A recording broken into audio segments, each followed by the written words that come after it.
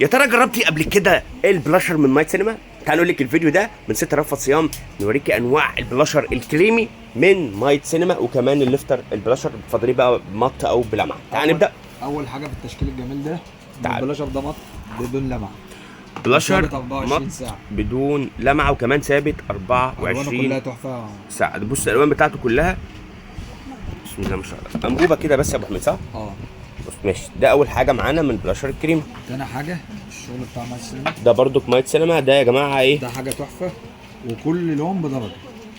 يعني 6 درجات. كل لون بدرجه مختلفه. بصوا الدرجه. ده برضك بلاشر اي درجه تتخيلها كريمي. كشمير اه نودات. ماشي خلاص عشان ما يقعوش نخش على اللي بعده. وده برضه الشغل الجديد بتاع صندبه. ماشي ده برضو. ساندرا بقى مش مايت سينما، صح؟ الوان برضه الفواتح. ده بلاشر. الناس اللي مش عايزه مثلا في مايت سينما التشكيل ده، في التشكيل الفاتح ده في الوان هنا مختلفه يا جماعه. الناس طبعا اللي الكلام ده بتبعد كله مثلاً عن مط ما النودات بيلمعش. والكشمير. في فواتح برضه. سواء كان من مايت سينما او من ساندرا. ماشي. نيجي بقى على الشغل الجديد اللي هو لسه نازل، الليفتر بتاع مايت سينما. ده بقى الناس اللي بتحب اللي عندها حفلات مناسبات عايزه تلمع كده. حاجه بقى تحفة. ده ليفتر بلاشر يا جماعه للمعان. تعال نشوف بقى ايه الوانه، درجاته اللي فوق دي يا ابو حميد، صح؟ درجات كلها كشمير. بصوا الدرجات أورانج. مختلفه.